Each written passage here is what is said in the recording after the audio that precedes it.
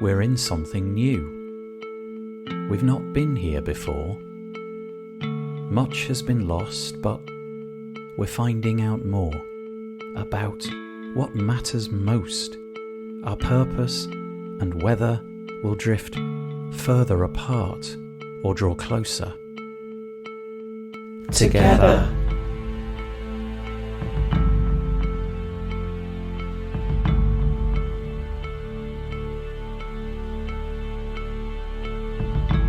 This series of podcasts is intended to bring some perspective in this time of great change. It's unrehearsed and largely unedited. It's just people telling their stories about how they're managing right now. Some are helpful, others are just fun, but they're all intended to foster one thought. In a time when we're being asked to stay apart, there are ways that we can stay together. And today I bring you Pritest Vora. Hi, this is Pritesh. I work with BlogVault, which is a WordPress. We are a WordPress plugin maker, a SaaS company. We have a couple of other products as well called Malcare and WP Remote. Our mission is to ensure that to make websites better, to make websites perform better. So we build tools that will help them make it. All the tools that we build are with a single aim to help business owners, agencies make their websites perform better. So I am based out of Bangalore, India, the Silicon Valley of India, essentially.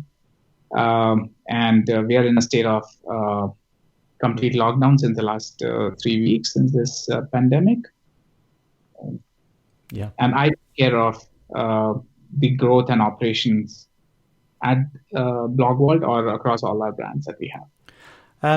When you say that it's been locked down, I think most countries have sort of received some element of that. In the UK where I live, we have this phrase lockdown, but I think on the whole they're relying on the goodwill of the people because you are still able to leave your door. The idea is that you should not leave your door unless it's absolutely essential. So, for example, picking up some shopping, or there's this notion that you can go for one little regime of exercise a day. Is the same true where you are, or is it more severe than that, or less constrained than that? So where we are is a little more severe.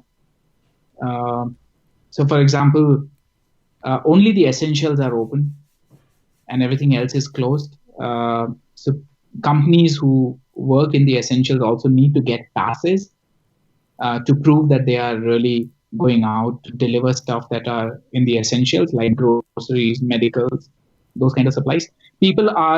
So this has been imposed where the police is on the streets and they are making sure that people comply to this. So it's much more severe. You can't go out in the evening just for a stroll outside your apartment or your house. You're expected to stay indoors. And if you just feel like you're going out for a stroll, you better get ready for some interrogation from police on the reason why you're out. So yeah, it is a little severe. It's not self-restraint.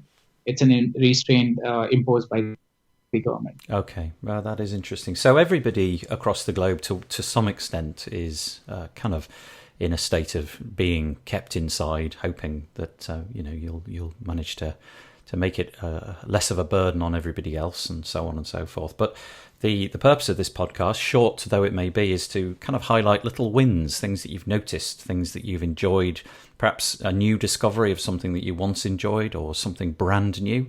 So yeah, if you want to share what it is that you've been discovering during this time. Absolutely. I would maybe not just one, but two if time permits. Please. The first thing is really surprising is how it is fundamentally changing our behavior. So we have a segment in India where people who just rely on daily wages, most of them are migrants from other cities who come to bigger cities in search of work, and they mostly get employed as daily wage workers. Now, with the sudden lockdown, which was overnight, just the 3 or 4 hours before the lockdown, the Prime Minister announced that there's going to be a lockdown, and all the borders were sealed. So none of those migrants were even had the opportunity to go ahead and go back to their hometown. So they were stuck. Just imagine, they were stuck in a city which is not their own. They rely on daily wage. With this lockdown, all the businesses have shut down. So they no longer get their wages. So they are struggling to make their ends meet. And then, and it is devastating. And I can only imagine. I would have never imagined something like this to have happened ever. No one would have imagined. But it was fundamentally so nice to see. So a group of startups from the city and the country, we have come together to build a network of people who are tying up with different nonprofits and are trying to cater to these daily wage workers who are even struggling to get basic food, because we don't have a social guarantee in India, right? So everyone is on their own.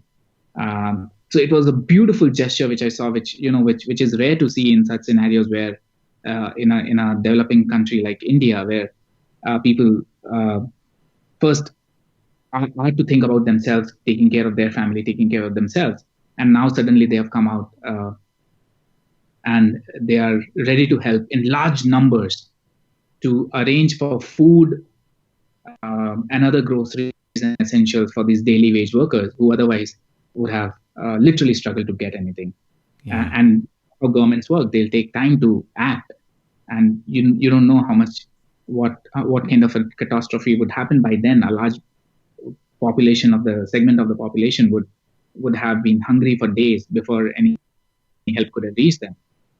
So this was so nice to see all of them come together and be more than willing to put them before put the daily wage workers or the less served people in front of their own needs. Yeah, that is amazing. I mean, and on such a large scale as well. It's not just something presumably which is happening in your neighborhood. It's happening across the many, many, many millions of people spread throughout India. That is amazing.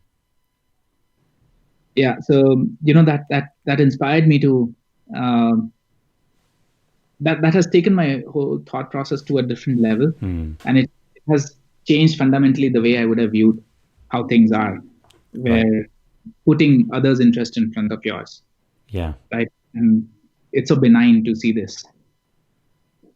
Okay, and you mentioned there was a second thing that you wanted to discuss as well. Oh yeah, so that's more on a personal front. We and that's a fundamentally personal change on my end, which I feel happy about. That's a little selfish, but I feel happy about it.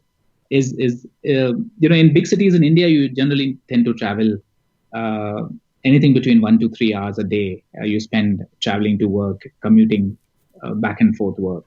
So I used to spend around 2 to 3 hours every day.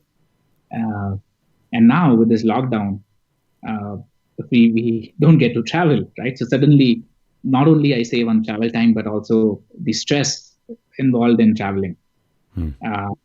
Right. And there have been a few things which were always on my plate, which I have wanted to do. I had set goals for 2020. And now I'm able to dedicate the time that I save towards accelerating those goals. So one of those goals was to, be more, communicate more with my family and my cousins, the first cousins. Now, thanks to this lockdown, it has given a wonderful opportunity for us who, I probably would not even have spoken to them for a really long time, where now we have scheduled group calls. We have a big family, like 20, 30 people. We get on a call and we spend some quality time talking about what's happened, what is about to happen, and just about anything out of the world, which is bringing us all closer than we ever were. Right. So that's a beautiful change personally, which has happened. And I'm sure it is happening with a lot of other folks across the globe. It is true for everyone, but especially for me, because I always used to say that, I'm just spending my life. The days are flying by, and yet I feel that I'm getting more and more distant from everyone else in the society. Yeah, So that is. great. I'm sure the same played out across the world. It is interesting, isn't it? And do you feel? I mean, I certainly feel when I call my parents and I look at them on the screen, it's a little bit odd. It would be preferable to have them in the room. That would be great. But I don't feel like it's a poor relation because I'm doing it so much more frequently. So maybe I would call them up. I don't know. I'm just plucking a number out of thin air, once a week or something like that. Now it's basically a daily occurrence, and although it's on a screen, so that aspect is not quite so nice, it is more frequent, and so I'm rediscovering all the routines that my parents have that I previously didn't really know about because there was never time. I've repurposed the time to do things that which are more important. Absolutely, you nailed it, and that's so true. I've suddenly started. So when I call my parents, uh, anytime they would call before, I would have to say, okay, I gotta hang up and I'll call you back, which would typically happen after 2-3 days after they call me. And now, when they call me, it's just amazing because mom and dad, they're together, they stay together, and it just makes us feel important when they involve you in those small arguments that they may have, where you jump in to solve their arguments. It's not a fight, but small arguments. It just makes you feel so nice. Oh yeah, feel important, feel nice that you're playing a role in their daily life. And you're enjoying those small moments. Yeah, and it's interesting as well in your case because you've gained a whole bunch of time back through travel. You're not necessarily getting on the bus or in the car or whatever it might be. So you're still able to do the same amount of work, but the travel time has been reused in some other way. Absolutely. In fact, I would have never imagined that I could put in more hours, but I'm amazed. I'm able to put in more hours for work. So I don't know whether that's a good thing or a bad thing, but yeah, I mean, definitely, I'm able to do much more productive work. My throughput and my output, throughput and productivity has increased a lot Yeah.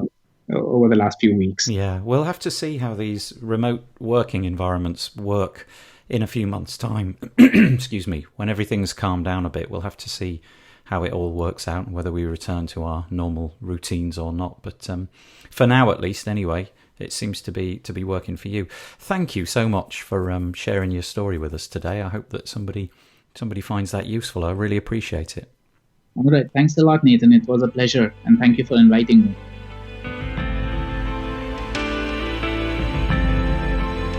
At a time when we're staying apart, creative ways of staying together are so important.